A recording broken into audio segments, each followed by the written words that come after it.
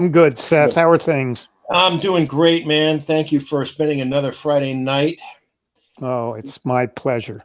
I remember the days when you and I were talking about, hey, is the election going to be the culmination of the things that we have to talk about on Seth and John? Oh, boy, were we naive. I know, I knew it. I knew it. I knew it. I knew this would turn into an ever increasing volume of cornucopia. But you know something, buddy. It occurs to me that the more enjoyment we get out of this, the more in jeopardy we actually are. Because I was listening to it was an interview the other day with a Washington Observer of some renown, and just an offhanded comment. The anchor said, "Hey, do you think that you could ever see a Republican Congress certifying a Democrat president?" And the woman said, "No, I can't see that." So the existential threat that is this dysfunction just continues. But I mean, I keep running into people who are Republicans who, I mean, if the garbage on the lawn is the barometer, Jack, of what is offensive to people, there are people that I know who are my friends who are Republicans who are just absolutely appalled at that expression of anger, and also at Trump. And there are people on the Hill who just can't wait for him to be indicted and go to jail. It's like a lot of reactions from these people. It's really more a sign of impotence and frustration. It's as much that as it is anger. I mean, people, because by law, you can't shoot people, you can't shoot up their house, you can't sabotage their car or burn their cat, whatever it is. So, because they're very, very scared of the law and retribution. Yeah. Think what a pathetic human being it is that will throw garbage on somebody's lawn, how absolutely tiny and ineffectual, okay, that kind of misery is. Yeah. It's pretty pathetic, Seth. But, you and I thought during Trump, we'd never have that much to talk about. But what we didn't realize at the time is that we always talked about Trump, which ultimately gets boring because we knew who he was. After Trump, all of a sudden, we have this group of creatures slithering out from under rocks, trying to carry the mantle, trying to defend him. New players like Green and Marjorie Green. I mean, there's endless list of players and Gates and these people who we never would have considered before. Right, but do you think it's a mirage? In what respect?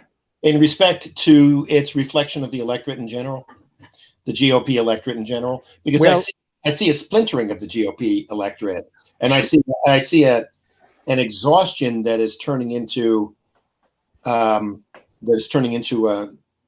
kind of we've made a mistake here. Well, if you think of the size of the Trump bloc, voter bloc, it's huge. This is the Fort Knox of politics here. And so the people coming ambitious, lowlife grifters who see that and make a run for it, Ted Cruz, DeSantis, I mean, the list goes, Hawley, the list goes on. And these are people that think that maybe they will discover a shortcut to higher office through this voting bloc. Is it that they see opportunity, or is it that they see a narrowing pathway? Because I think that there's only one pathway to winning a seat, running as a Republican at the moment. I mean, look at Liz Cheney, right? I mean, I find the adoration of Liz Cheney to be just foul. Yeah, I mean, I agree. Here's a woman who had every chance during the 4 years of Trump when she voted with the Trump agenda, whatever it was, 93% of the time. And let's remember that during this time in the Trump administration, we had people like this Dr. Ahmadi in the Department of Homeland Security Border Patrol detention facility in Georgia, who was, according to all the reporting and on Rachel last night, performing ad hoc, unnecessary sterilizations of brown women so that brown women could not reproduce and create anchor babies. Wah, anchor babies. They're going to make anchor babies so that they couldn't make any more anchor babies in the United States. And I got to tell you, I mean, is there any more transparent gesture than saying you're at war with people of color? Then it's interesting because, Asperger has become discredited because, he did a lot of very important research on children, adolescent psychology, but turned out he sent some of them to the camps in Germany to be experimented on. And that is so close to this person you're describing in Georgia, which is modifying the biology of people that don't add up to what you expect in the culture. Yeah. It's really close, Seth. It's really the same feeling. I mean, you can accuse a lot of religious people of exactly that same characteristic. I mean, it has been in the past, right? We've certainly seen enough of it. Yep. But I got to say, Jack, history is recording this at a level that's never been seen before. I mean, it's ugly. I mean, is it any wonder that the UFOs are circling now? Well, let's talk about them because I think I mentioned to you my feeling about UFOs. The general consensus is if they exist, they've come from another planetary system, solar system. To me, given the time-space continuum of billions of light years, that's serious, not just distance, but time. I don't care how fast you're going, okay? So to me, my bet would be that these are in fact, first of all, they're drones for something or somebody or some entity. To me, I think the chances are more that they are drones sent back from either the future or a parallel universe on Earth for a high school history class. So are we now calling them UAPs? Is that what the cool kids are calling them? Are they UFOs, UAVs, UAPs? I'm getting confused with all the terminology. I think they're BLTs, Seth. I had one the other day. Is that your favorite? I gotta say that's my favorite sandwich. It is, with extra mayo on toast. There's something about the taste that is so recognizable. And I think bacon and tomato somehow jive with each other. They do. And the genius of adding mayonnaise to that equation is, and the smokiness of bacon is, I mean, we were just talking about the time-space continuum. Mm-hmm. How can you not think that there's a divine presence in the universe having tasted a BLT?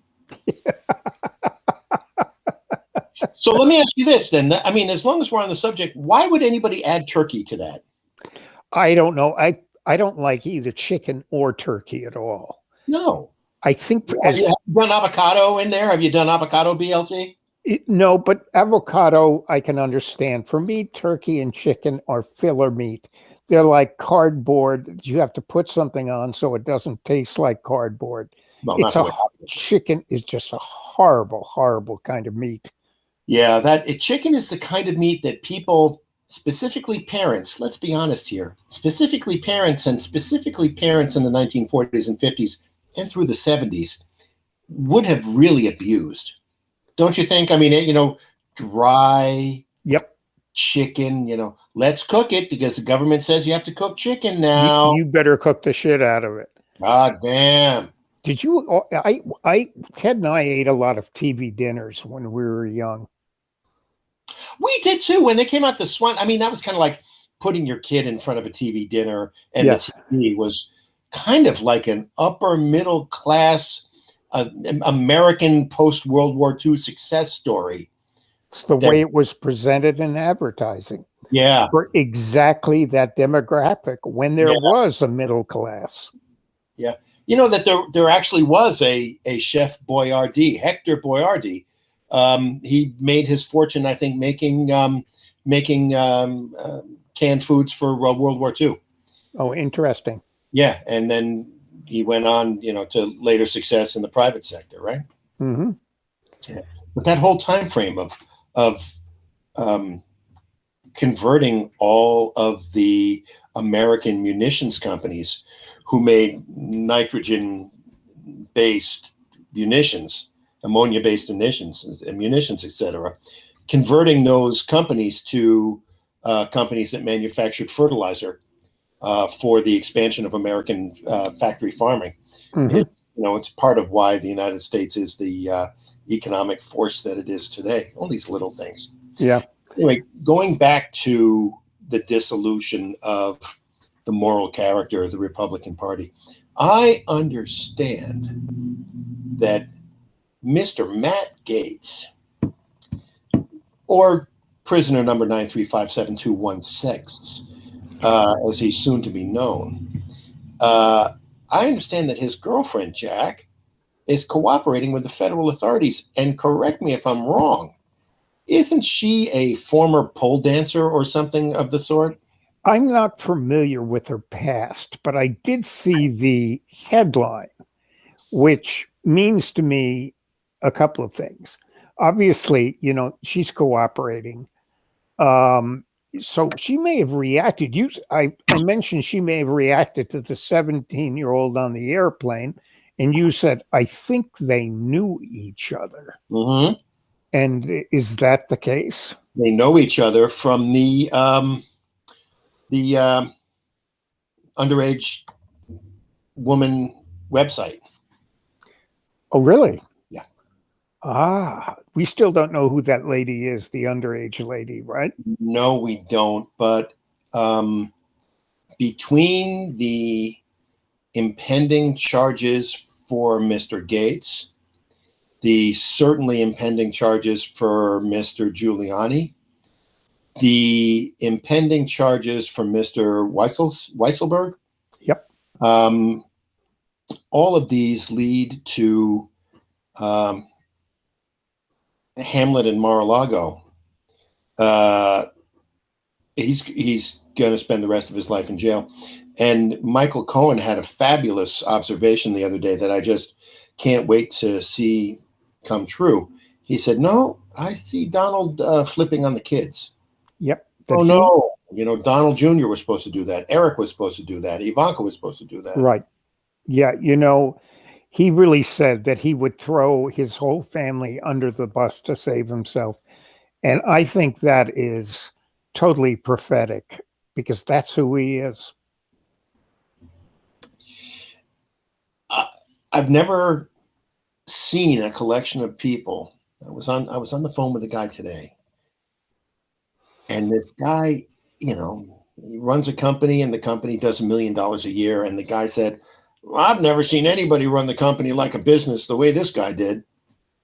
They're in a different, Jack, the ultimate effect of the technocultural revolution is that it has made separate realities for people. It has created a separate reality for people like this guy that I spoke with today who thinks that Donald Trump did a good job because he ran the company like a business, because he doesn't look past the facade, because this guy's not smart enough to look past the facade. He's smart enough to run a business, but he's not smart enough to look past the facade of who Donald Trump is. That's really curious because, in my life, I think I've always moved more and more toward the idea that when Bubba Johnson dies and somebody says at his funeral, he was a great businessman, my reaction is, so who did he fuck? That's my feeling. The idea that being a good businessman is aspirational to me is... I consider myself a good businessman because I get the top results from my clients. Sure. I understand. And I'm paid for that. And I do it with some kind of moral center at the same time. Yes. And it's definitely a necessity for survival. But is it really an aspiration? I mean, think of, let's take a painter. A painter gets great satisfaction out of doing what he considers to be a great painting. A businessman gets satisfaction out of making a lot of money on a deal. Wait, did you see Katie? I'm sorry, I can't remember the congresswoman from Ohio, Katie. At any rate, she's fabulous. She's a rock star, and she had a big pharma CEO on the other day. And she's raking him over the coals. She said, how much do you spend in compensation? How much do you spend in marketing? How much do you actually spend on life-saving drugs? And the guy was like, hey, my job as a CEO is to create a return on investment for my investors. If we get government money and it's free government money and it doesn't say we can't do a $30 billion stock buyback, we're going to do a $30 billion stock buyback because, frankly, it's a fix, and the fix is in. And you people in Congress made it so that we could do a $30 billion stock buyback because we paid you to. Mm-hmm. So, we're in desperate shape. But, we're all sitting here with our thumbs up our asses in this, masturbatory exercise, talking about the political system and UFOs and all of the things that are wonderfully entertaining to us. And meanwhile, in northern Russia, in the Arctic Circle, it was 85 degrees yesterday. Did you see that map that said that the polar cap has warmed 24 to 29 degrees centigrade? Yeah, I posted it. That's the big map. Those are huge numbers, Seth. Or degrees centigrade, yeah.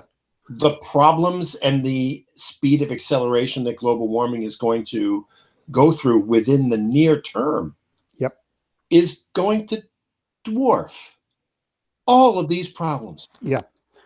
It's absolutely amazing. And yet Europe had a cold winter. Well, that's because the jet stream has changed. Europe is unseasonably cold now.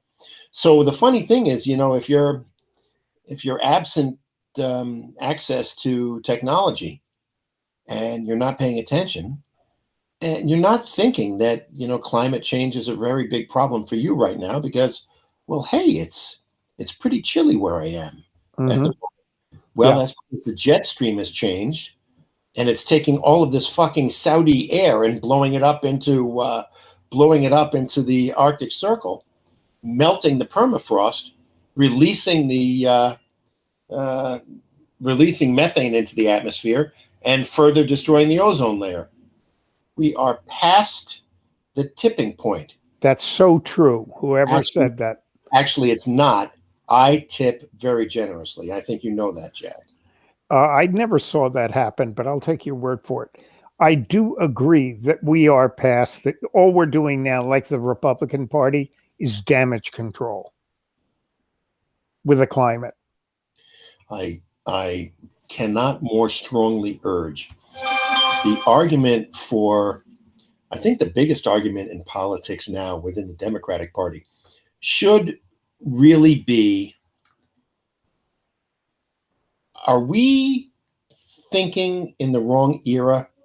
I mean, the 1960s, 1980s, 1970s Democrats that are in power in the Democratic Party.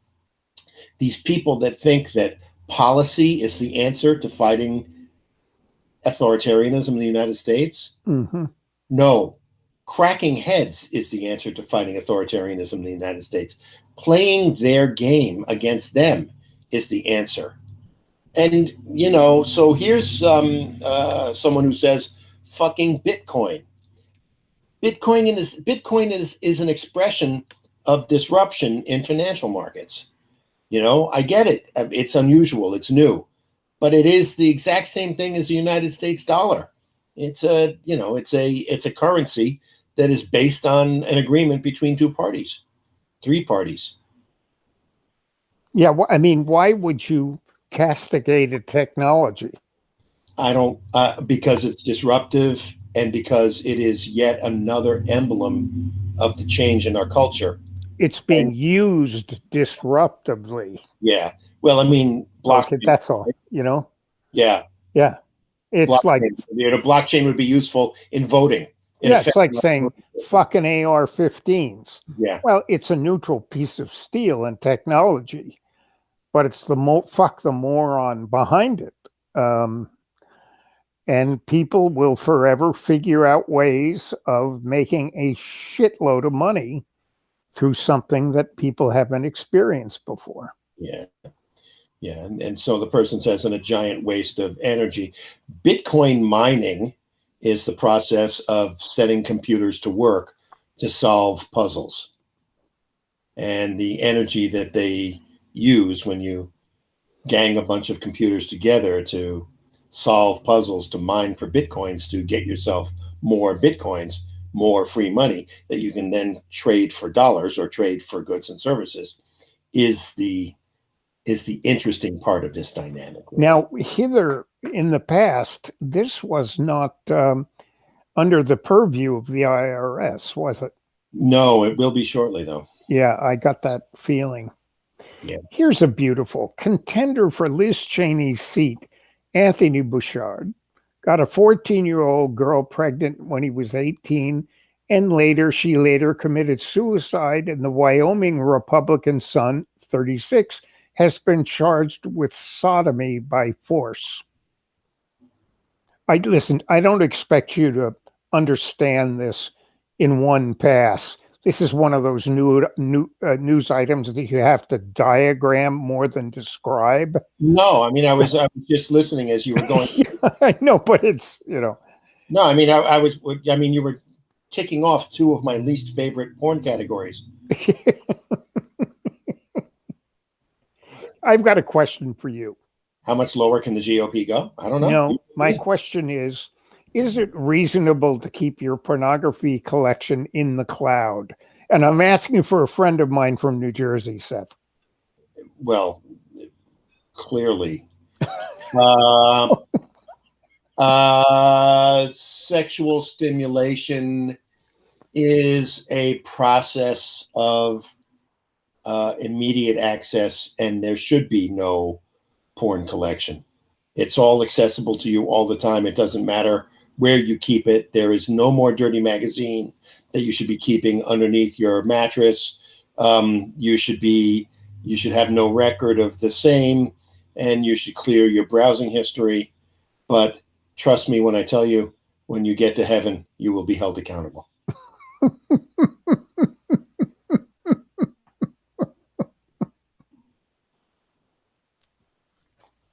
There is not. I mean, why?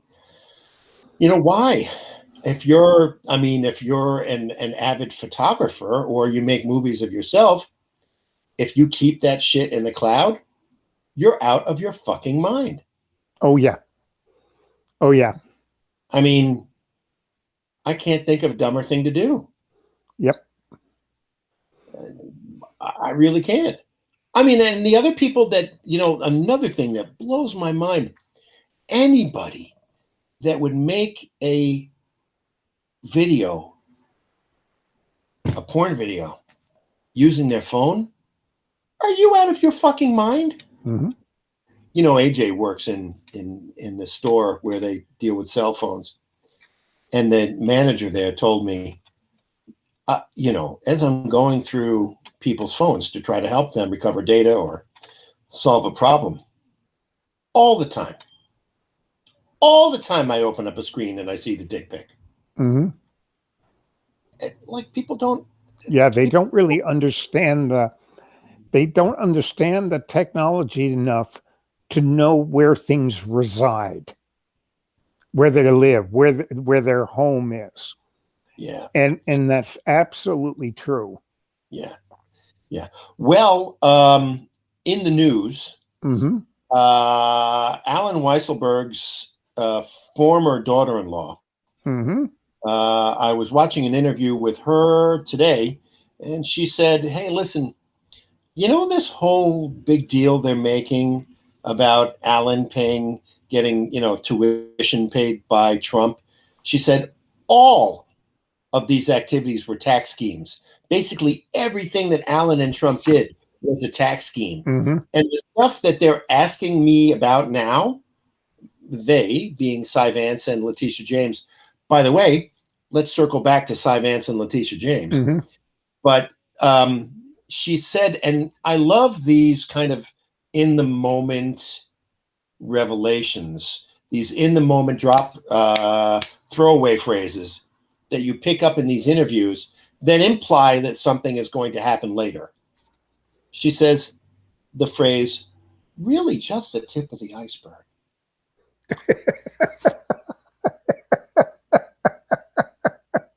And I think when you and I sit here and bitch and moan about the fact that we haven't been able to enjoy kind of our Netflix binging, network TV schedules, keep me entertained. Let's keep the fun going stream of entertainment because we haven't seen charges yet. Mm-hmm. I think what's happening is that these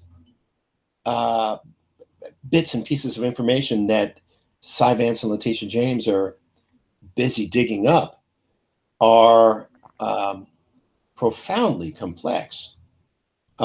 She said, Woolman Rink, and that's Doug Weisselberg's cash cow. Right. Cash business. Cash which immediately makes you say, aha. Aha. Aha. Well, she said the interesting thing she said was, Doug was skimming money off the Trump organization for years. Oh, fuck.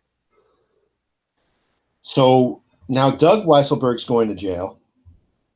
Alan Weisselberg is going to jail or cooperating fully and providing good stuff or else. But, based on the cases that the New York City and New York State District Attorney and Attorney General, respectively, have uncovered so far, including the victory in the Supreme Court to retain the Deutsche Bank records, they probably don't need Alan Weisselberg's cooperation in order to get everything they need on Donald Trump to make sure that he never sees the light of day again. Well, notice the liaison with Deutsche Bank committed suicide, and his son now has been disappeared for a month. There are no bodies. There are no pile of bodies substantial enough. Well, that's Russia covering its ass, right? It could be. So is it possible that Russia is, going to be put in a position where the relationships are circumstantial and not ironclad with witness testimony? And is that the cover that they're looking for the plausible deniability of the continuation of their geopolitical hijinks? Or is it more likely that that's an effort of futility and that there will be charges brought against every Russian oligarch that ever laundered money through a Trump Tower apartment? Yeah, I mean, I think that's reasonable, but I think it's very hard. There are too many bodies to get rid of. I mean, Weisselberg knows all about the Russian Deutsche Bank thing. I mean, he was the driving the train. So here's the real question that I have.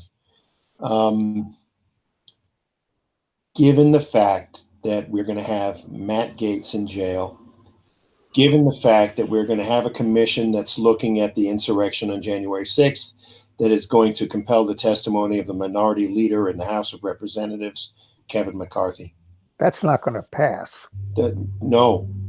That's the effort for a bipartisan. Oh, you're talking about the commission itself. I'm talking about the fact that there is going to be an investigation into January 6th from the Justice Department. It'll be a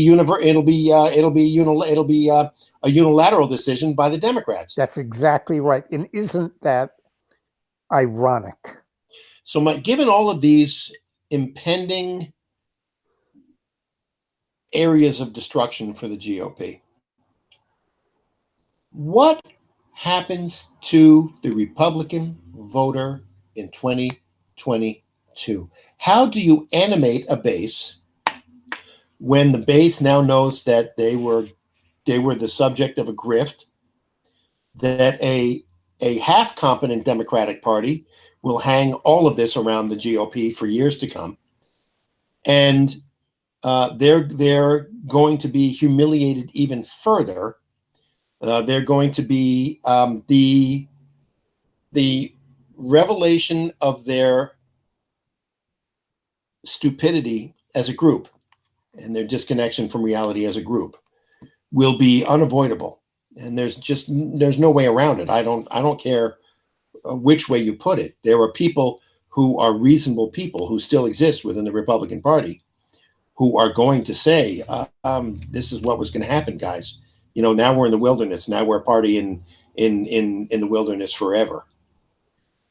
These people are, how are you going to make an argument to me, a political operative and observer, that these people are going to be motivated to get out and go to the polls?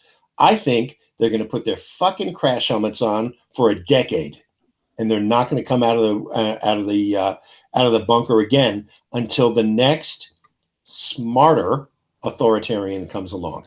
Well, I would disagree with you.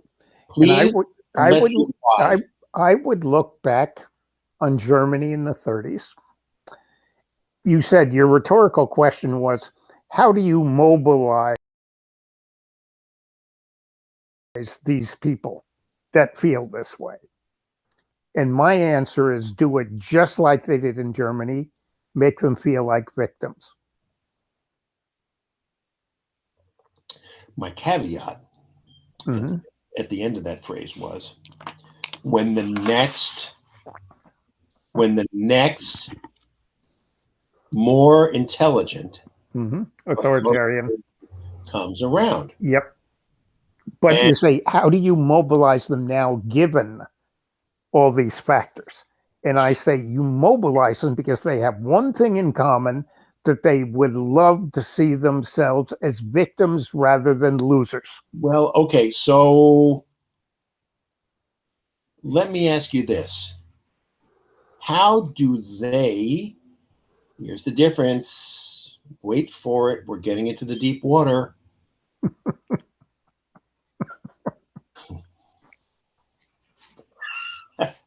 Panic. We're doggy paddling through the deep water. Panic. Here comes the deep water. Yep. Okay. Germany was a homogeneous population. Everybody was white and Lutheran. Well, they certainly were toward the end of the war. Right. Funny. Right. And by the way, you're not off the hook for me abusing you for Israel and the Gaza Strip. We're going to get to that in a few minutes. Well, yeah, that incident in L.A. and New York, but in Times Square too. Yes, I know. But the L.A. one to me was seminal. Yeah, because you had a question. Yeah. And I said it to you the other day. I said, you're looking at a group of people, Jews, who are the most susceptible to guilt on the face of the planet, and you're not smart enough to engage in peaceful protest? You know, to me, the line that really opened my eyes, Seth, when the guy said, "Who is Jewish here?" Right. Holy shit. That line. Only the people who are in charge of putting the messaging together, sir.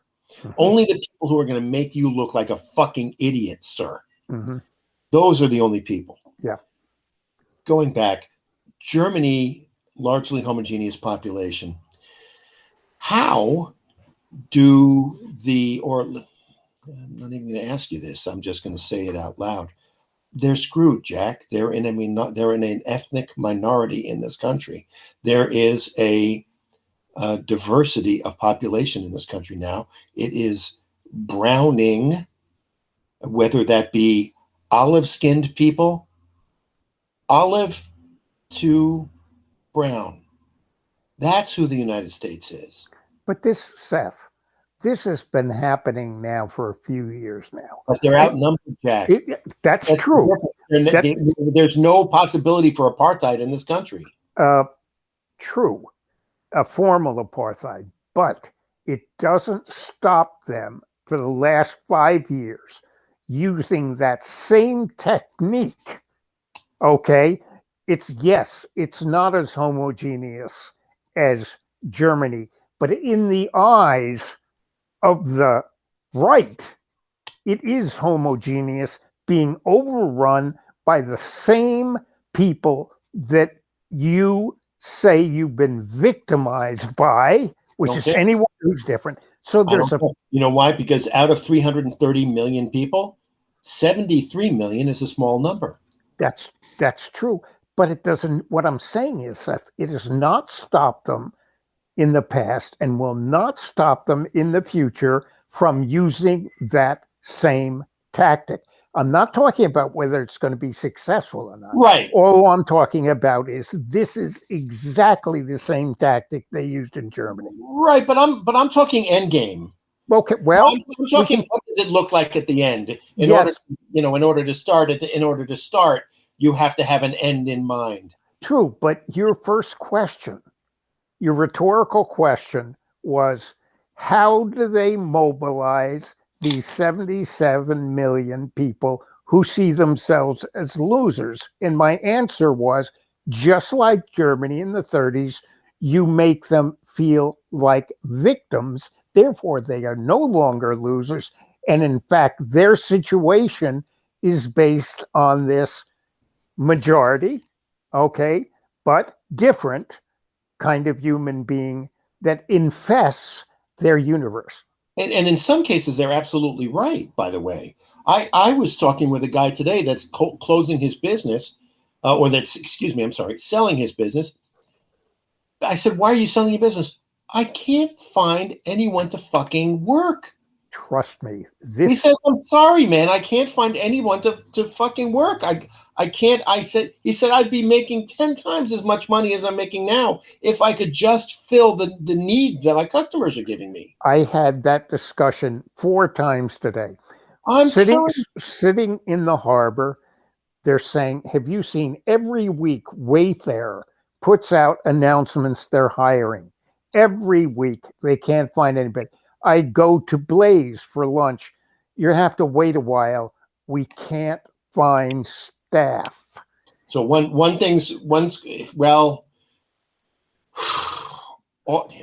I hate to say that automation will eventually fill this void, but one of the lasting impacts of COVID is going to be a detrimental effect on the American work ethic. Sure. I mean, and thank God my kids are who they are.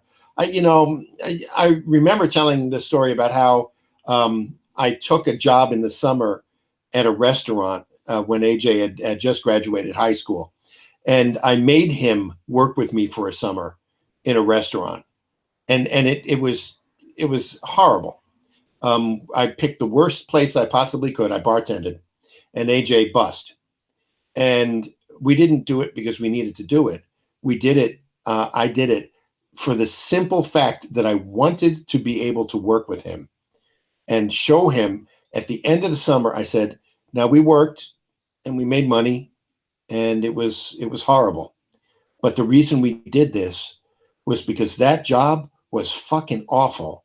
And I want you to understand what hard work is and how you can fall into the trap of having that kind of job, which is noble, for the rest of your life, or you can apply your God-given gifts. What do you want to do? And that stuck. And his work ethic is something that he is known for. Oh, he's great in that respect. He's fabulous. It was that experience that did it.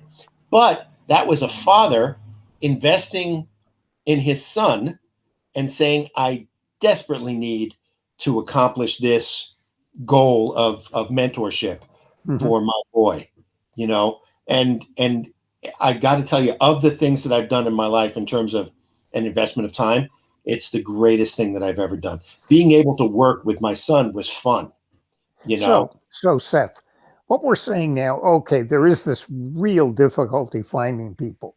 Well, that'll be sure, but I could do without the ... you snarky bastard. Well, yeah. Well, here comes the ... So you could say, well, the right will tell you that this is a result of democratic socialism, is laziness. Okay. And we can point to the fact that because of the amount of money the government's thrown out there because of COVID, that has definitely had effect on this. I know kids that say they made more money hanging out than they did when they were laughing. Okay. I know kids that say this. Okay. Ha ha ha. Okay. My fly's down or something? No, it was a reaction to me calling probably Noel or Patrick a snarky bastard. I think we're joined by Patrick again today, by the way. I hope so. I think Patrick Lawson is with us today. I wish I had a dad like that. Well, I could adopt you. So, Seth, we have that. And then we also have you hear all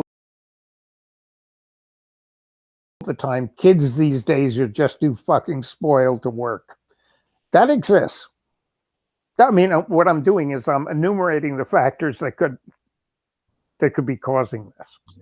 All I can tell you is that AJ went back to work as quickly as possible, and Emma's on her way back to work this week by choice. These kids, they don't want to sit around. They want to get back out into the workforce. Emma has a plan.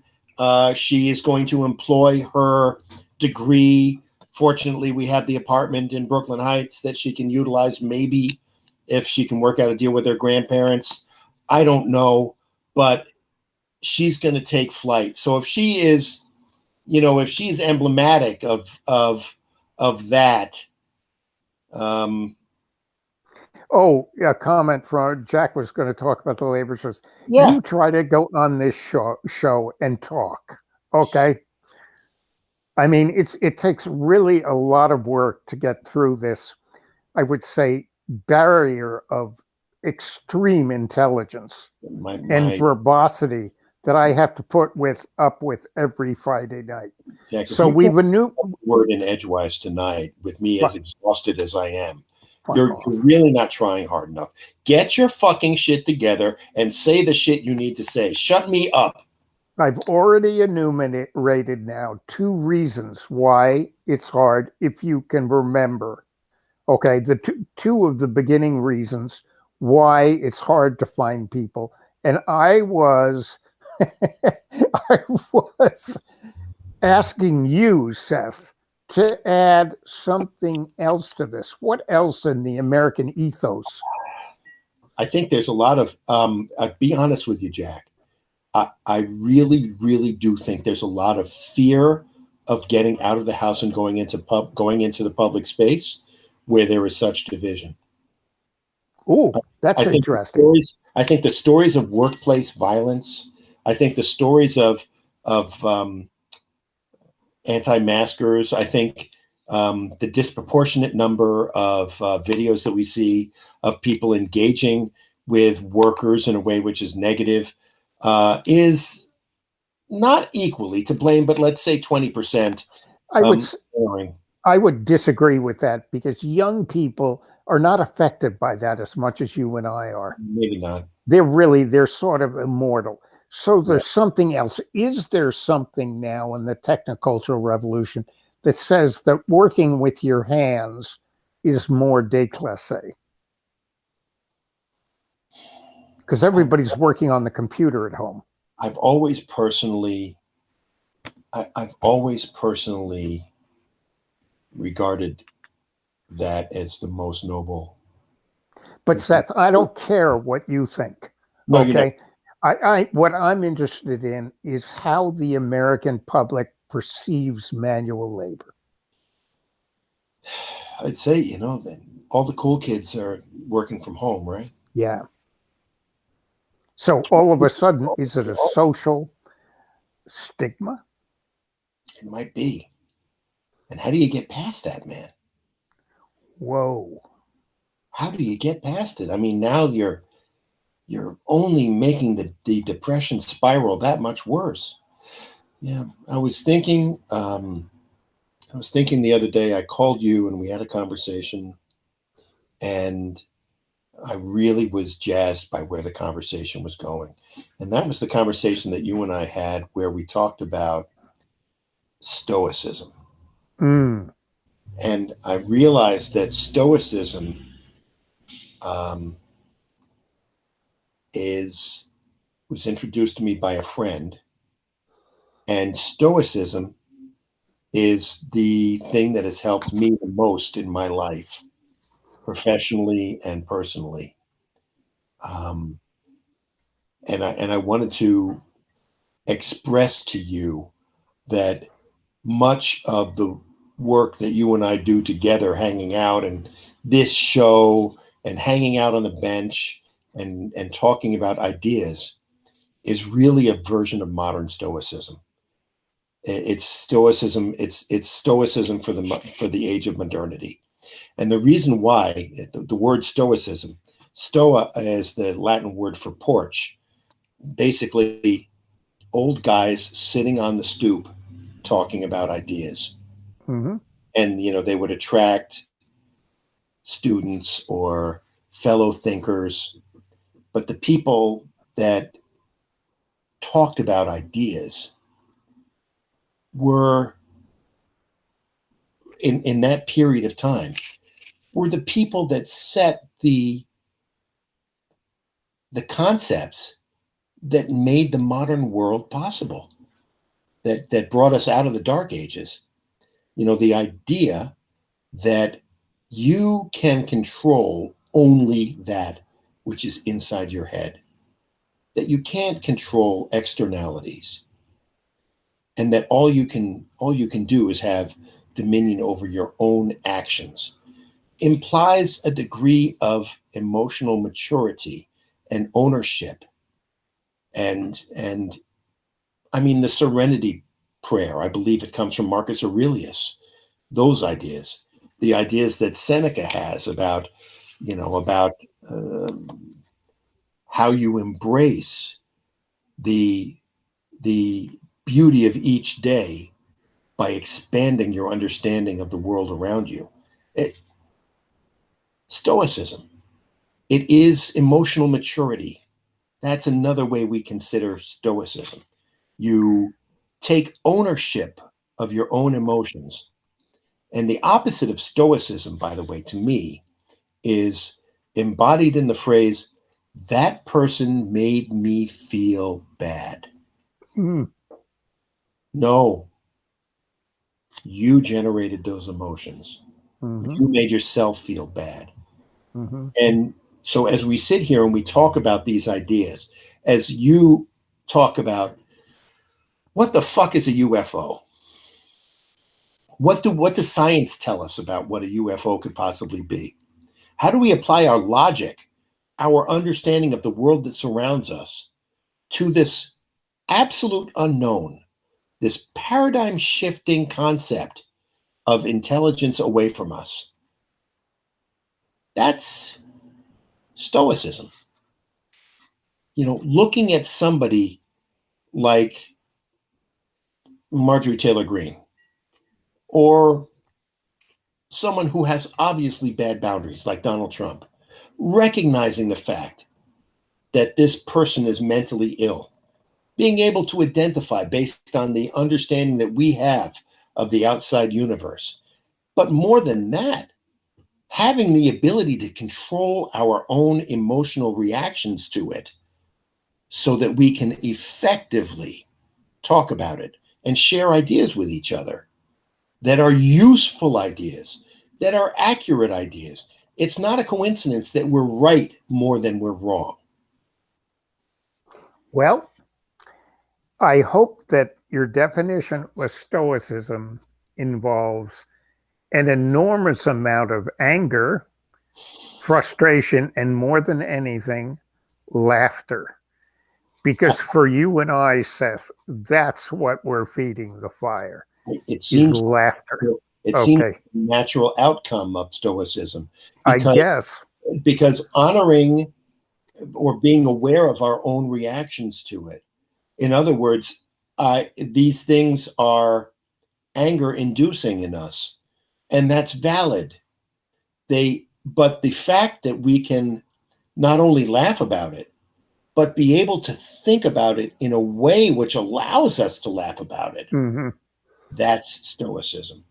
Well, I think I there's something about that feels, I agree with you, a little Pollyanna. And it's because we are blessed with living in a place of cocoon and a bubble where we don't have to suffer the extreme the extremes of what's going on in the United States. On the other hand, buddy, if we lived, you and I live closer now to the other side of the argument than we did in New York. Oh yeah. And if we lived in New York, um, let's say for the sake of argument, I ended up marrying that girl in the West Village. By the way, 282 West 11th Street, not 10th Street. Oh really? That's Really, so close to me. I know. That's why I keep mentioning it. Oh my. Which side of the street? Do you know? The South Side. Then that must have been, whoa, was it a brownstone? Brick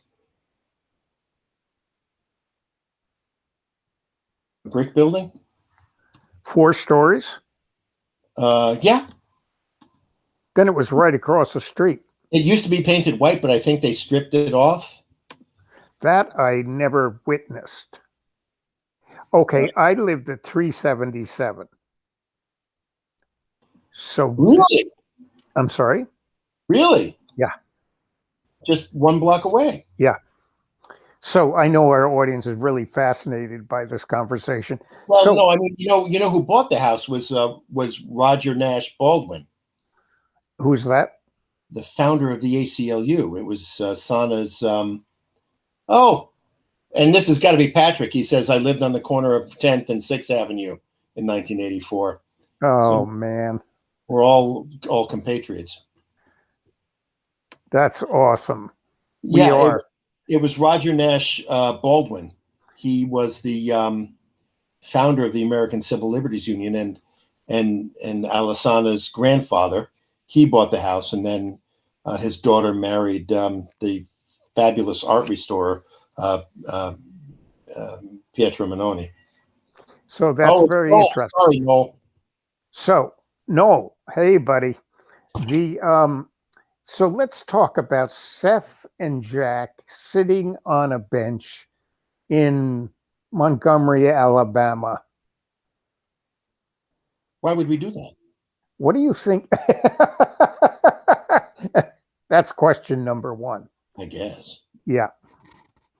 And experience the same feeling that we have here in our isolated little bubble. Right.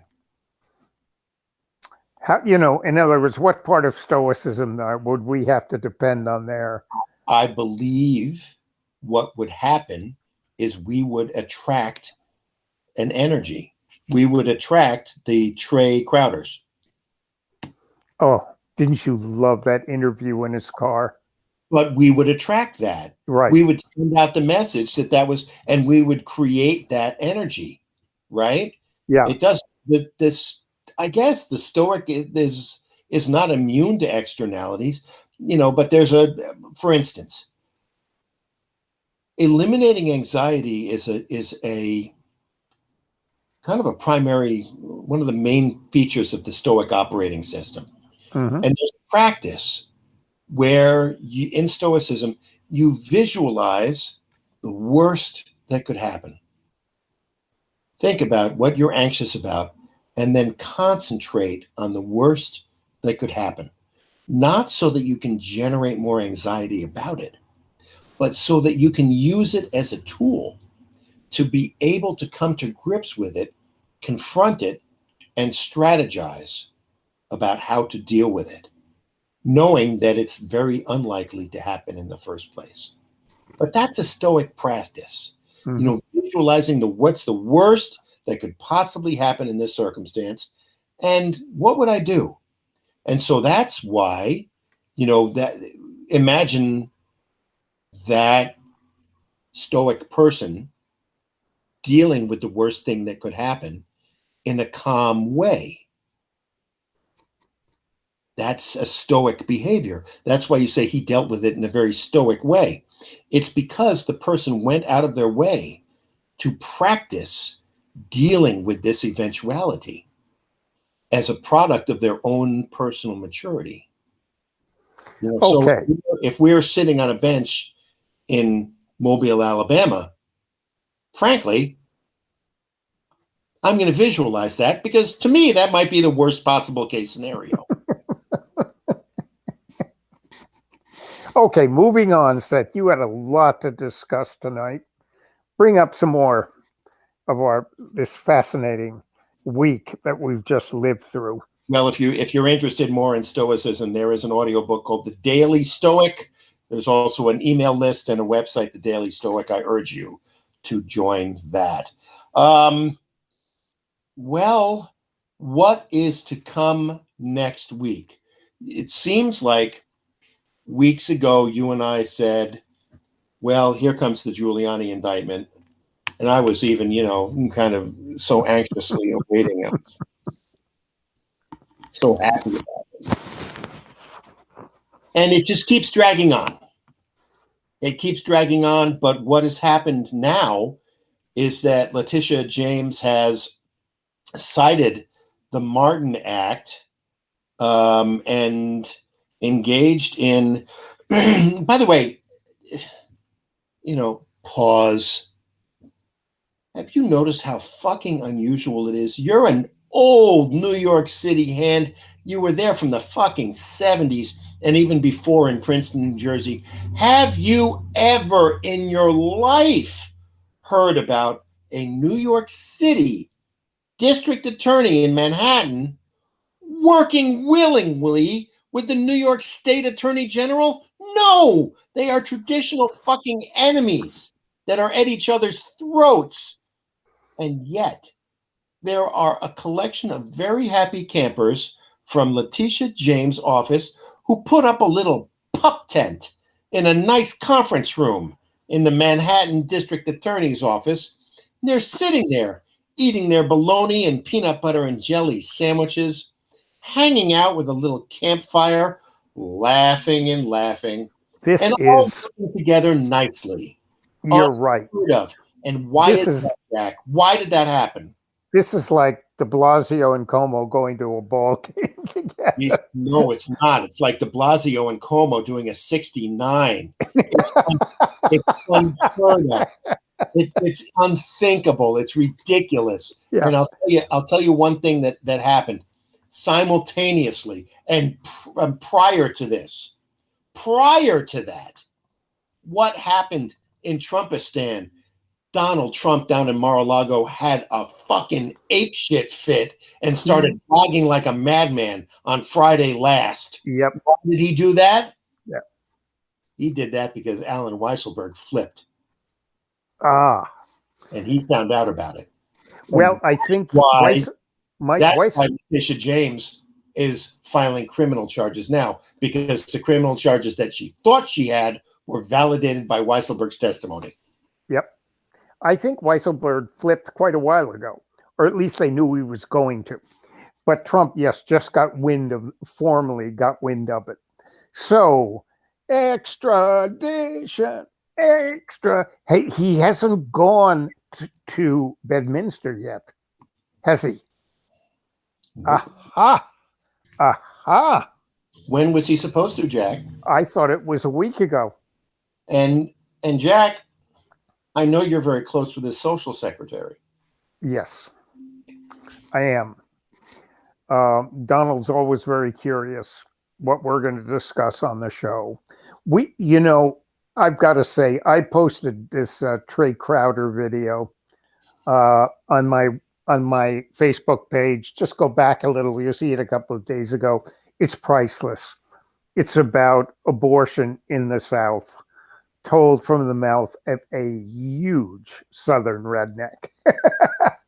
And it is, Trey Crowder is the best. He is the best. And what Republicans have going against them now. How long is this going to take, this list? Technology is moving against them, Mm-hmm. and demographics is moving against them. And lack of education. Yes. And the more we get to see who they are, mm-hmm. the more condensed the core of their voter base is. Yes, that's true. This attack on democracy is the only chance they have. Mm-hmm. And I'd like to mention to you that the technocultural revolution showed its ugly head again in the Louisiana State Police Troop F. Holy shit. Is that a scandal? Of Well, all it is, but let's scandals. pay attention very closely to all of the facts. Why'd they pull him over? Well, he was going batshit crazy, I guess, because the guy was totally high on coke, right? So he's high on coke. They know he's high on coke.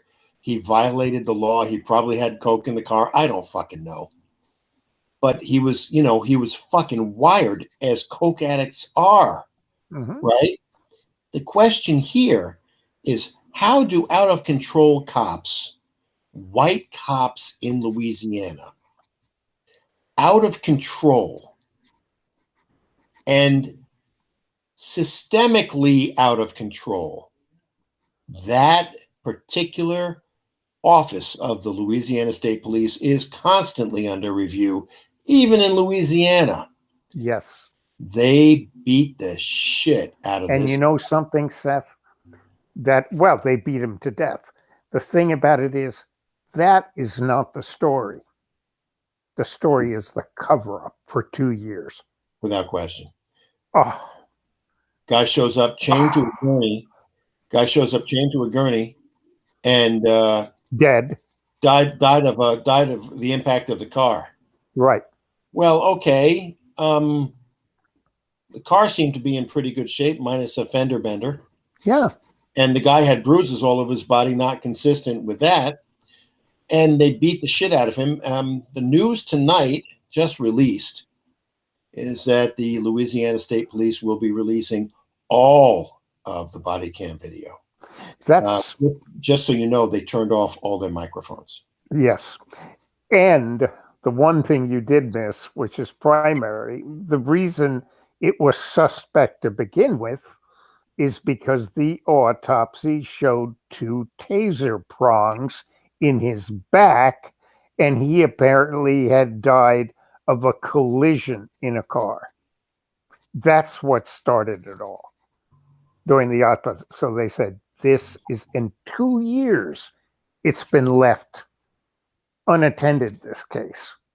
Just dropped, cold case, that to me, this is worse, I think, than almost anything else that we have seen.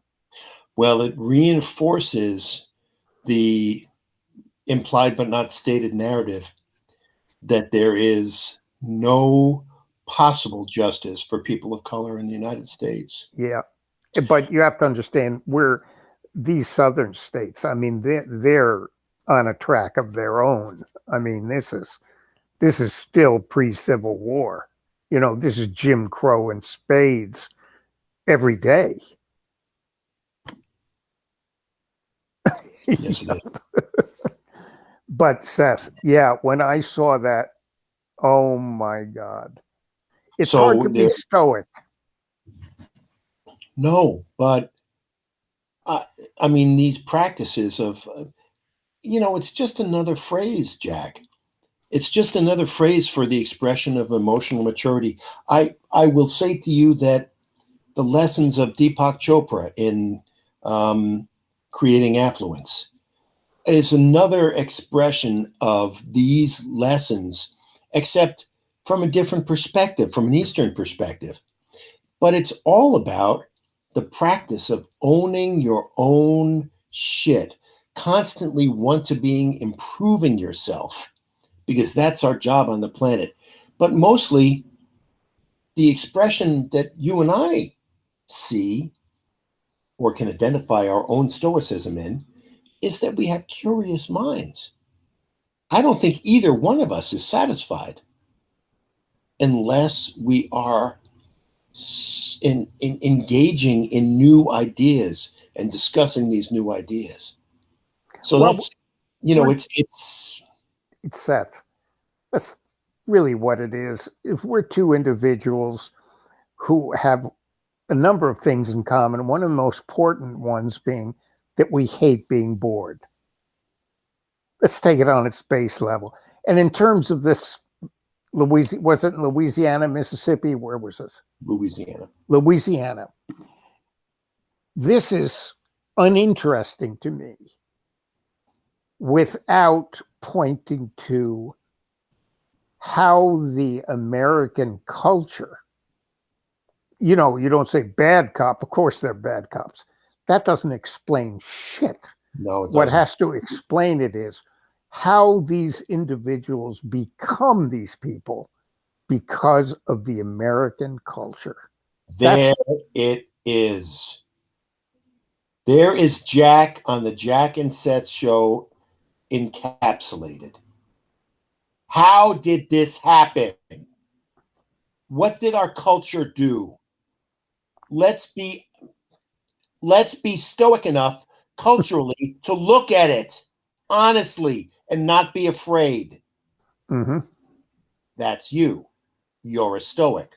I don't give a fuck if you want to label yourself that or not, but you are. You're a philosopher of stoicism because you're not afraid to confront something. You're willing to look at the worst case scenario because your perspective transcends what it is, the fallacies that you're presented with every day. Well, it's a lot easier for a human being to say one of a couple of things. One, the cop was obviously a scumbag. Two, to say, oh, well, it's something systematically wrong in police departments. Or you could say there are bad cops out there on all the forces. Those are the easy things to say. The hard thing to say is this kid was a 1-year-old baby. Something happened to him. What is it that happened to him when he was in school? What did he learn? What did he not learn? I bet you he was a high school football player. Okay. Why did he learn that wonderful lesson in the United States that if you feel bad about yourself, that beating somebody in something will make you feel better? And if that translates is beating to death a black guy on coke, it's extension of exactly the original lesson. You could have beat him in tennis. You could beat him and football, of course, is just beating somebody with a group of your buddies, beating another group of people with their fucking gang. That's all it is. It's like gang warfare. Okay. So if this is what you need to become a functional human being in the United States, is to beat somebody, you've got a culture that systematically is fucked. And that's what this culture is. I think this culture is many things, including at its own throat with influences. And there is no one thing that is American culture. It's constantly evolving. And what we're feeling with the death of the GOP is the convulsions of death and childbirth of the nation. Boy, I hope so. I hope it isn't just a pendulum, because it certainly swung way the fuck out to the right. Yeah. I mean, if you've ever been present at a birth, Jack, it's blood, shit, and renewal. I had an actor friend in Sweden who was a Stalinist. He was a wonderful actor. His name was Sven Wollter.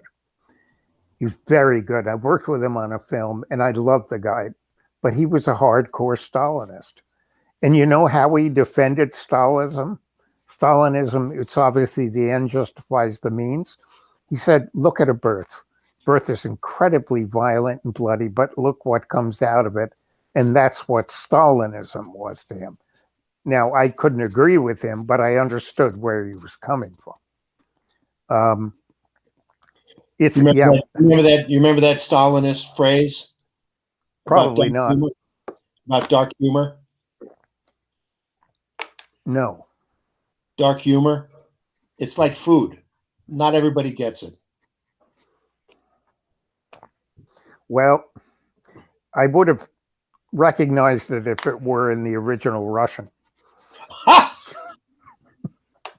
I was just going to say that.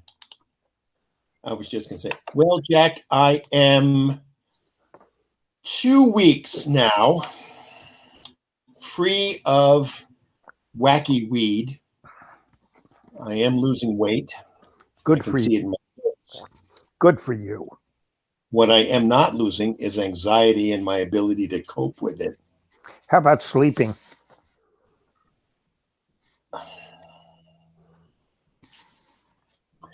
I've taken a page out of your book. Half a bottle of NyQuil every night? No, brother, an afternoon nap. Oh, what do you think?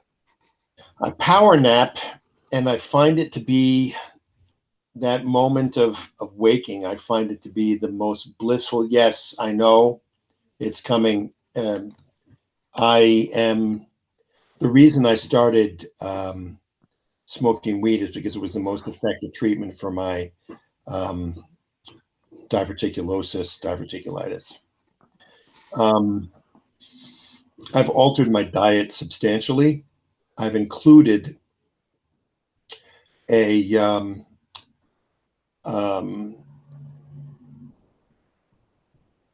multibacterium based supplement for my diet, as well as high doses of zinc.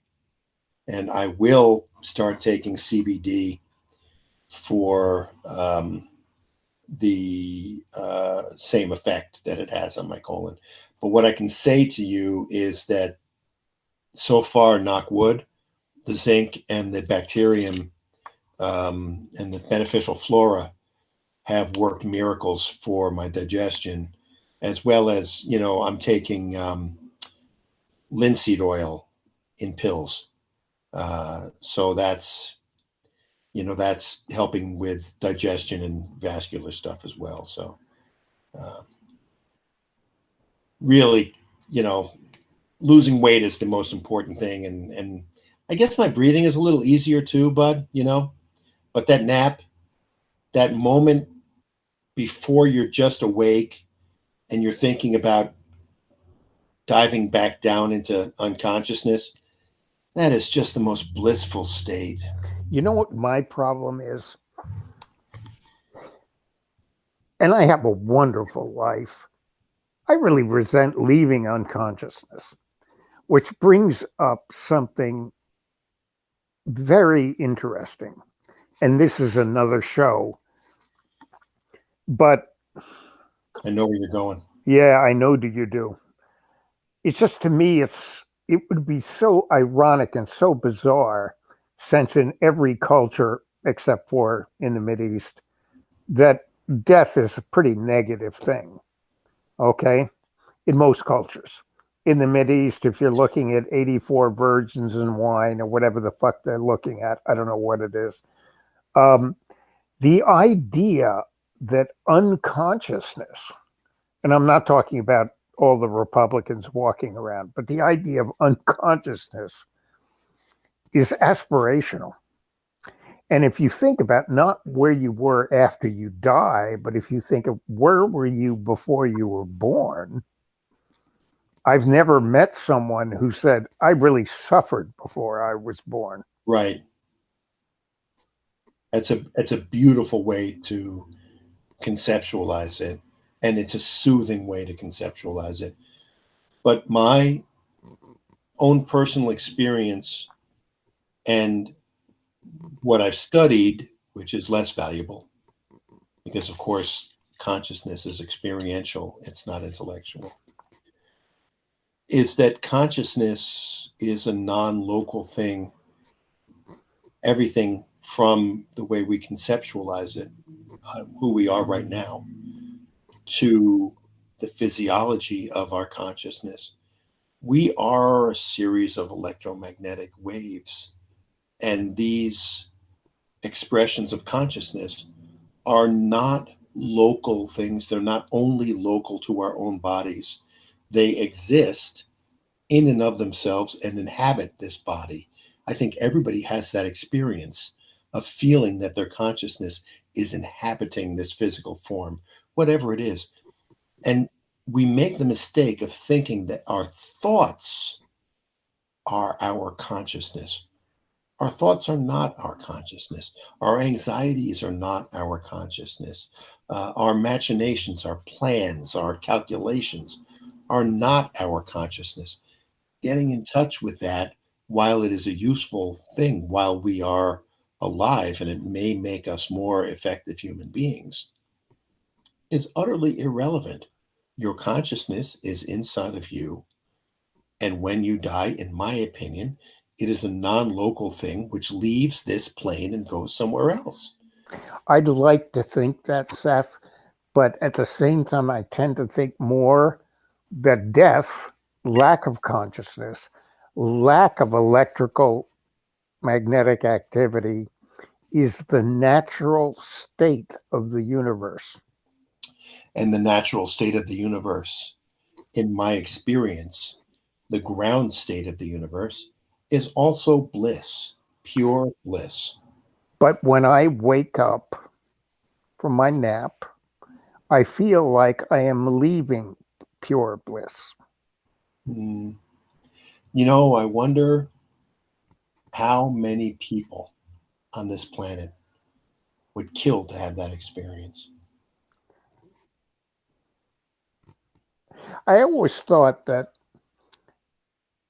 somebody did a wonderful documentary that they went around in London and they asked people, when you wake up tomorrow, where would you like to be?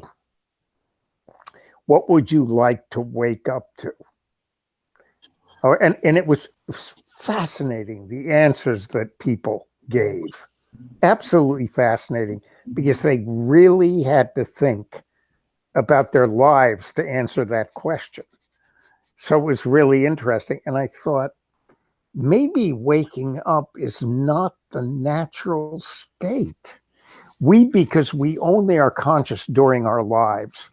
Okay, well, let's just say that's the case. Then, and our lives are such a tiny speck, okay, of time of the universe, that maybe life is, first of all, it's just a nanosecond blip but maybe it's not the natural state. I think our consciousness exists in a field absent time.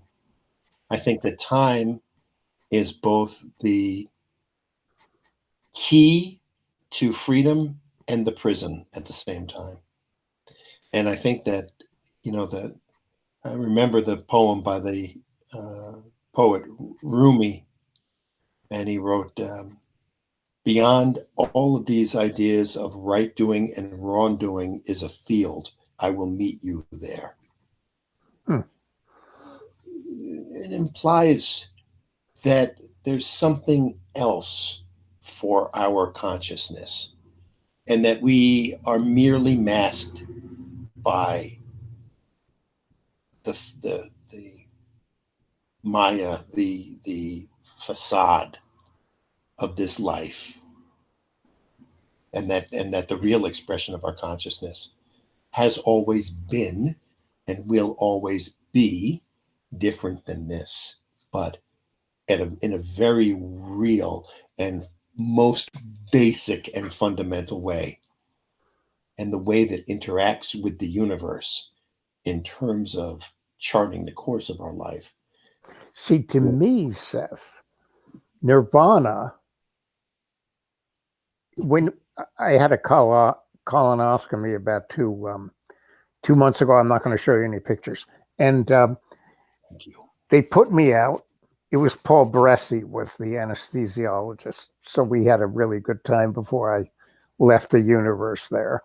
Isn't that amazing how straight men will always tell you about the name of their anesthesiologist and proctologist to get taken up their ass? He's not a proctologist. He's just an anesthesiologist. So he was the one that made you feel good. Well, I went out without even knowing it, because that's what anesthesia does. And when I woke up, it was all over. Under the bright fluorescence of the whatever room I was put in, which I realize now where birthing should be under extremely low light. Really, and I realized that when I woke up, and I was angry because somebody woke me up. And I had come from total oblivion, Seth, total unconsciousness and everything. And yet, now I'm not talking about the prisoner that wakes up in the morning and he's 2 days into a 25-year sentence. That would piss you off, okay? But the state of not being conscious, and this goes for naps too, I find blissful. Yeah. And I have a great life. I have everything in the world to wake up to, everything, except for this show. And yet I feel like I've been ripped out of the womb when I wake up from my nap. Sorry, Seth. I know. It's just the subtlety of the fuck you as a throwaway line is so fucking priceless.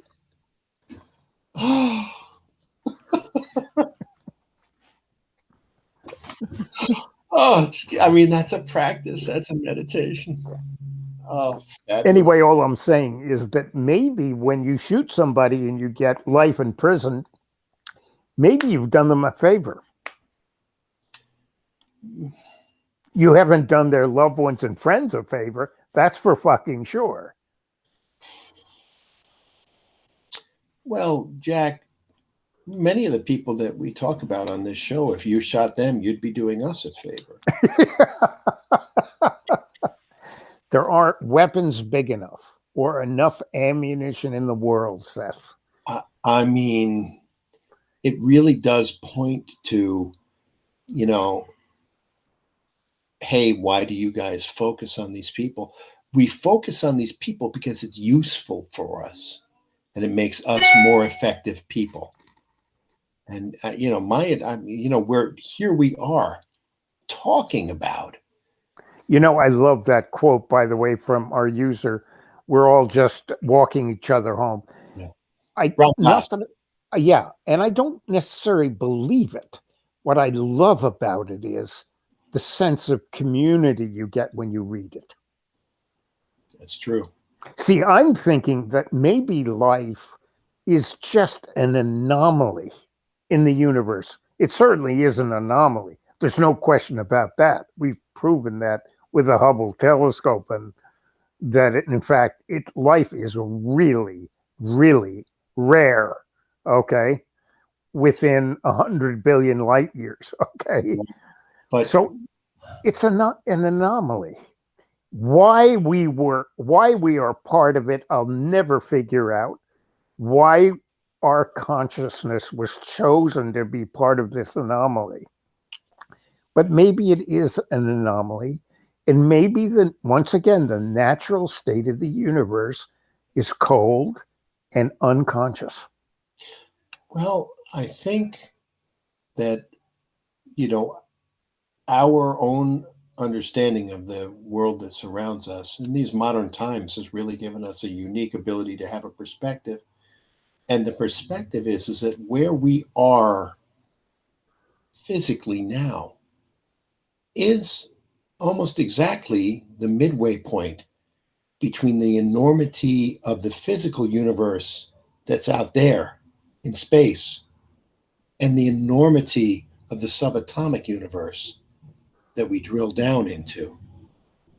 Think about maybe we're the ultimate understanding for humanity is not to understand how vast and incomprehensibly large that space is, but to understand how unbelievably infinitesimally small it may be.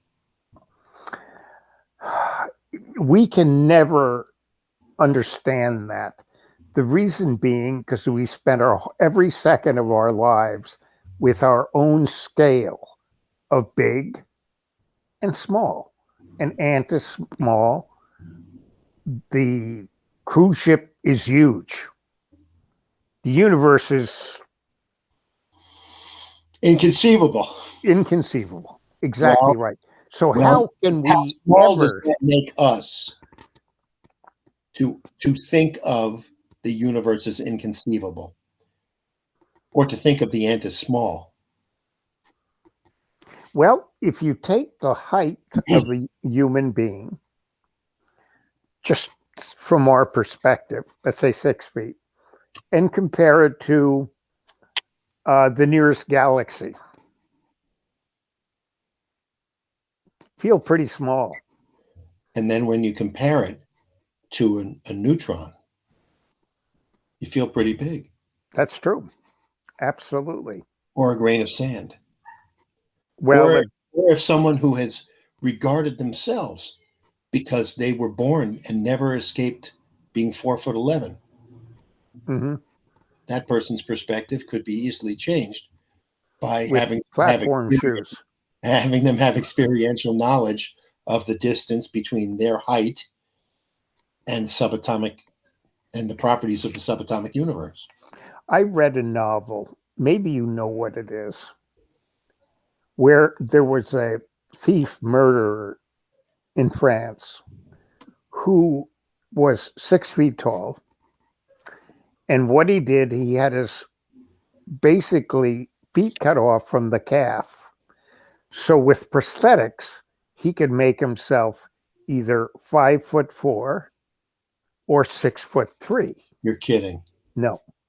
And now I don't know if it was a fantasy or not, what it was. It sounds like a Jules Verne early version of an attempt at writing. So, well, it was better than that. But the idea was that he could never be identified because he'd do a crime at 6'2", and when they were questioning him in front of witnesses, he'd be 5'6". It's the first thing the police would say, well, it's not the guy, he's too short. Because, as we both know, police are inherently lazy workers. Almost any bureaucratic worker, and I include them, is lazy. And you'll get exceptions, obviously. Teachers are basically lazy, but there are a lot of great teachers that aren't. There are some good, I would say less great cops a number of them. But you're right. They are, and that's okay because everybody who works for the state or the county or anything is pretty lazy most of the time. Okay, and the ones that aren't usually go up to the top, close to anything. Unfortunately, with the police, you combine it with other qualities, inferiority complex, that make them extremely dangerous. I wonder what's going to happen with all of this. Always somebody says it's a true story. Right. Maybe they could give me a hand on who exactly this was. Name. That would be cool. I'm sure the person it would. Yeah, right. I'd want to say, but it's not. I want to say it is the attempted assassination of de Gaulle. But it's not. That's not the case. I mean, he did get forged papers as an invalid and all sorts of things to be able to get into a sniper's position in Paris, but that wasn't him. But it's interesting. It says it's a true story because when I read about it, it was fascinating. Yeah, I wonder what's going to happen with, the further we go into the American experiment, the more it becomes obvious that our Constitution is a document frozen in time, and it's frozen in the Age of Enlightenment. And now we're in the age of the technocultural revolution. Yeah, interesting, isn't it? It's like I wonder how resilient it will be. Well, look, it could have easily been we're going to be in the Dark Ages after the Age of Enlightenment. The other European constitutions have the ability to adapt, because of mutually agreed upon rules. But we have proven that we don't have the ability to have mutually agreed upon rules, and we don't have the ability to adapt. Our legislature is frozen. Our people are divided, and we're in the middle of the most existential threat of our times, where one political party dies and other political parties and other political parties are not able to function absent the other political party. So I think we're in real trouble as we come to the end of the usefulness of our current form of government. Or does our governmental form prove itself to be resilient again? It's a fascinating question, and it wasn't so core to the identity that each of us have. I mean, you don't realize how central to our own psychology is the idea of being an American. Well, let me address that, Seth. First of all, I'd say it's very possible, like the former Soviet Union, that a culture, society, country cannot survive if it's too diverse. And look at the former Soviet Union. Stalin went about forced diversity. Yes. Okay. Being that what it is, it didn't survive. It's still trying to. It won't. Maybe the United States is in that same category because the national identity does not appeal to a lot of people like you and I.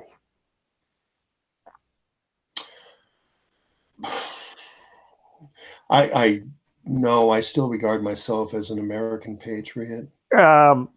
You do, because I understand why you do. At the same time, that American patriot image that you have, and I respect it, is very much the image that has been used by the power elite to build up a huge, powerful military. No, I mean, I regard myself as an American patriot primarily because of the experience of my grandparents. Well, I understand that, Seth. I understand everything you feel. And I admire that and I respect it. But let's talk about in general. Okay, I don't include you in this. Okay. Right. But you come from a generation that is specifically predisposed to question the American experiment. Fuck you. Absolutely. In spades. The 60s. Are you kidding?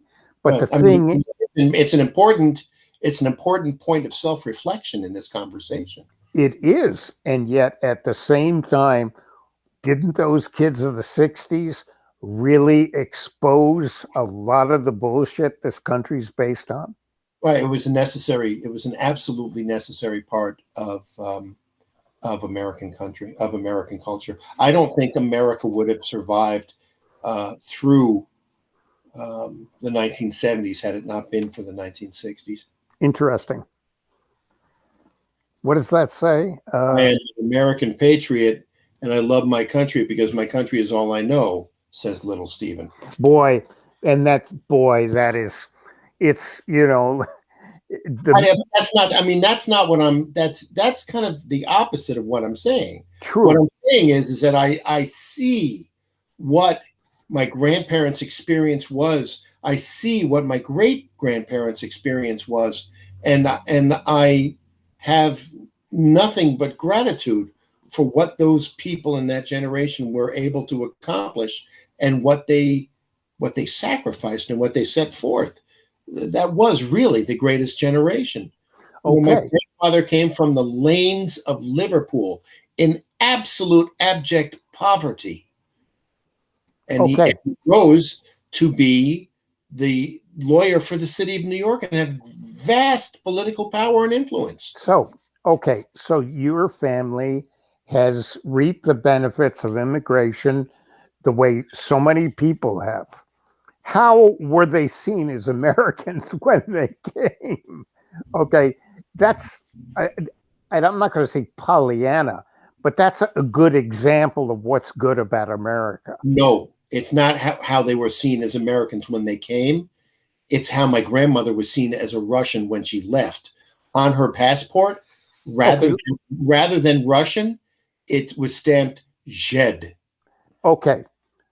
Let's pretend you're Italian, and then what I just said is exactly right. Okay? I think exactly right. But to me, that thing, it is the country you know. I'm sorry. Okay? I understand where you're coming from, but it is the country you know. Why do people go out and die for Allah, for fuck's sake? Or there billions of people believe in the Muslim faith. It's the country you know. Okay, so let's say you're a practicing Orthodox Jew, or I'm an Episcopalian with a piece of rebar up his ass from Princeton. Okay, so why do we believe that? We believe that because we were born where we were born. If we were born somewhere else, we'd believe something else. I mean, and not to understand that means you don't understand shit. Well, this era of global history actually changes that, because now the idea of borders and nations is less important than the idea of what I see with my eyes and what I hear with my ears on my internet screen, and which culture is emulated. Even by our enemies, American culture is still emulated. Western culture is still emulated. True. What does Jack get exactly? Explain. Yeah, I'd like to know that. Usually, the idea that a concept of nationalism is as influential as it was before has been, to me, replaced with a concept of tribalism based on worldview. And now your worldview becomes your border. You're talking about just a very small group of people. I guarantee you 98% of the people in the world are still more affected from the town they grew up. Patriotism. Well, you know, the memory of all the good things you ate in childhood. That's really what it is. Okay, I'm sorry.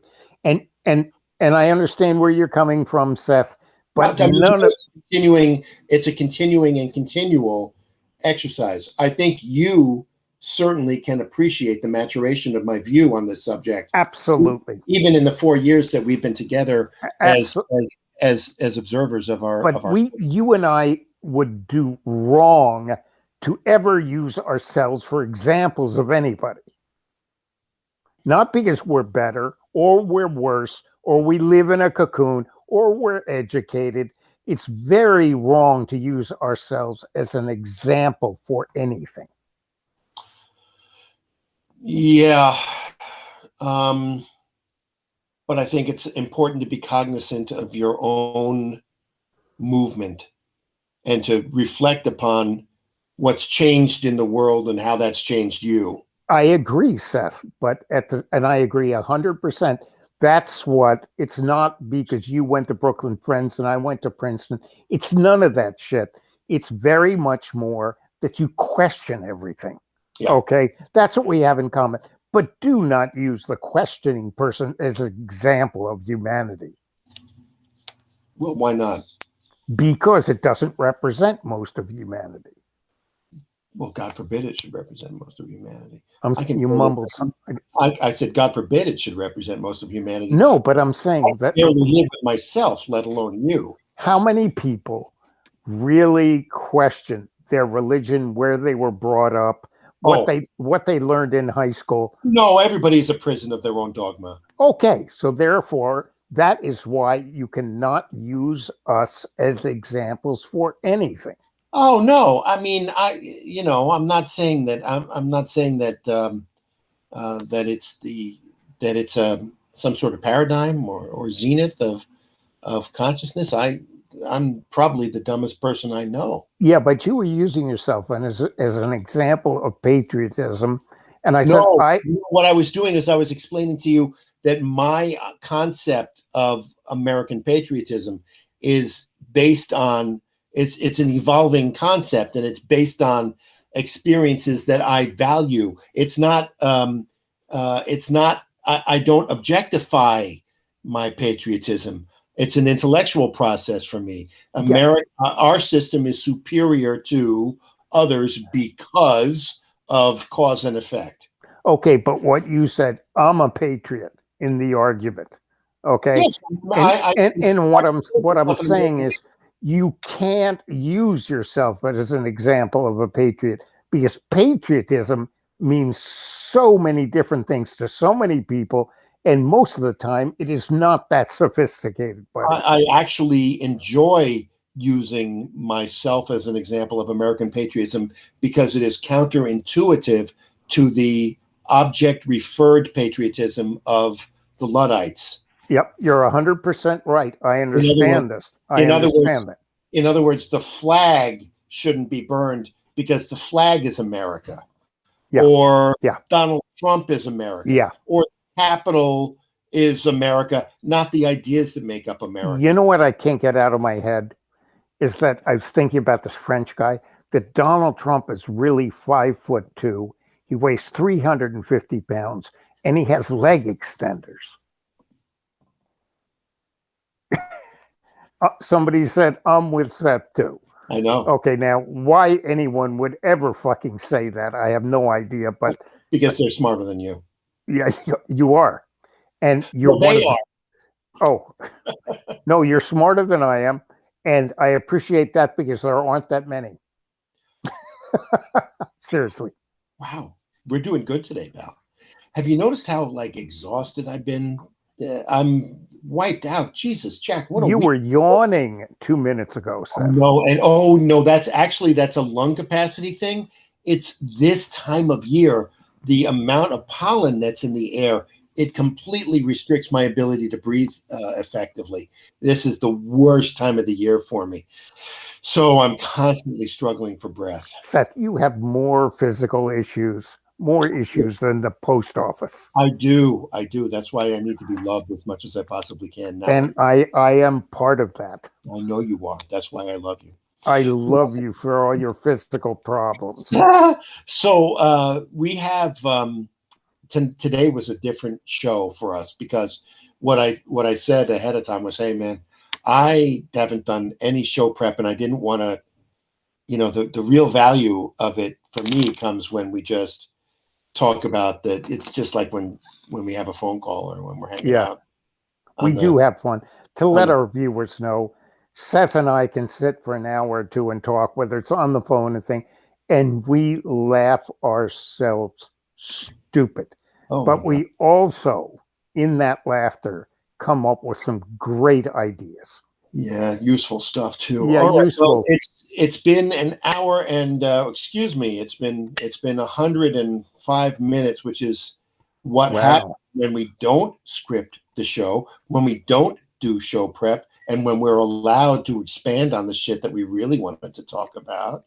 There's I going on in our world, man, and it all leads to the kind of useful, effective conversations that we had tonight. I watch Rachel and I say, fuck it, Rachel. We were going to talk about that. No. And then if you notice that there are things that Rachel talks about that we were talking about 3 weeks ago. That's true. But then again, she pulls out shit that we were never aware of, and it's brilliant. And she gives a historical build-up to it that's brilliant. Yeah. We don't have a staff of 10 writers. Anybody that watches this show remembers when you and I were talking and I said, gee, I wonder if Bill Gates' divorce from Melinda has anything to do with his relationship with Jeffrey Epstein. Talk to me. That was the day that she announced the divorce from him. Sure enough, it all has to do with Jeffrey Epstein.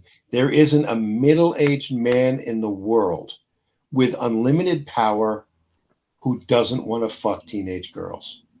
So what did you hear that I didn't recently? What's that? What did you hear what did you read that I didn't recently about this? You mean about the Bill and Melinda Gates thing? Yeah.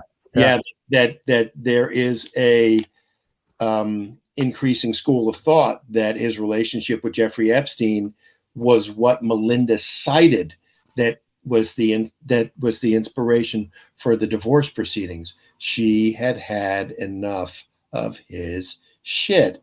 And the interesting thing is that I think an undercurrent in Western civilization is the emergence of the Asperger personality because of the way that technology is changing our culture, the influence of the lateral thinking of the Asperger worldview is becoming more and more prevalent in the public space. Just watch that. Watch this space.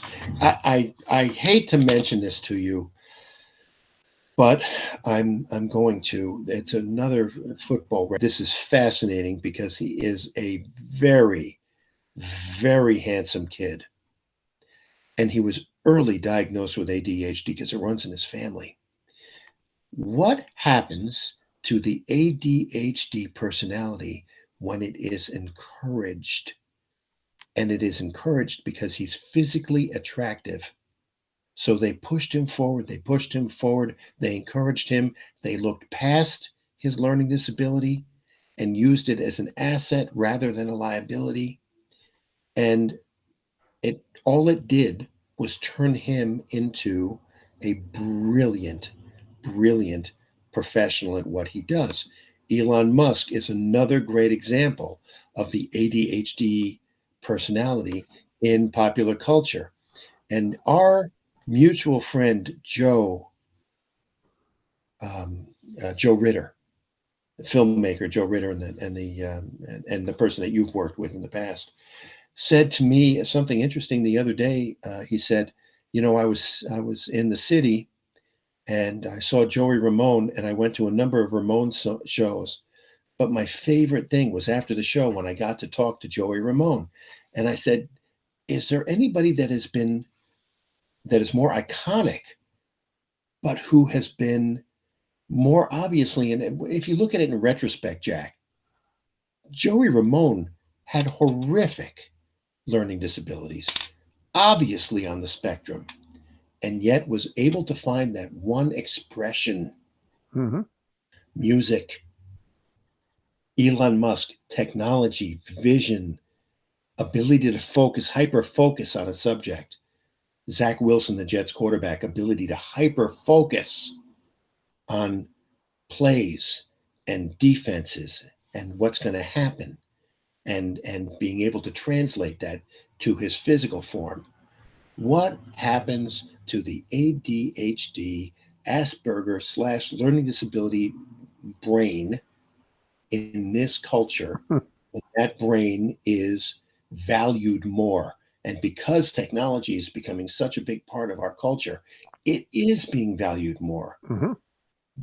Those people have the ability to harmonize. They have the ability to conduct the orchestra. They have the ability to do so many things because they're not the sit in this cubicle and do this job brain. Mm-hmm. They're not the functionaries. They're the leaders. Mm-hmm. Just wanted to Greta, right? Greta, thank you. Another good example. I just wanted to say, Jack, let's just have our attention on this space, because I think, you know, when Lisa, when Rachel says watch this space, Mm-hmm. let's just watch the ADHD space. Let's wait until it becomes something where ADHD people, Asperger people who you worked with in great number in the film industry because of visual acuity, because of their ability to see things that other people don't see, because their brain's ability to capture beauty and see beauty and translate it. That is another commonality that we both have, by the way, that allows us to think similarly. You know, I'm really curious. What was Leonardo da Vinci like as a person? Well, he was like an ADHD person. I assure you he was dyslexic. Why? Because he was left-handed. Mm-hmm. And that's a brilliant observation. No, I'm just, yeah, it's curious because of all genius throughout history, he stands out to me as the big kahuna. I mean, on so many levels. You know, he wrote a letter that I think it was to the court in Milan where he wanted a job, and it was a 3-page letter. And you know what he said at the end of it? He said, "And I can paint too." Of all the things he could do. I love that. And I can paint too. With all his credits, and I thought that was just brilliant. Let's of all the value that the Jack and Seth show brings, let's just pay attention. Let's have our attention on this interaction, on this space of the value of stoicism in developing a worldview, and on the value of ADHD brain workings in the public space. We're going on record. It's May 21st, 2020.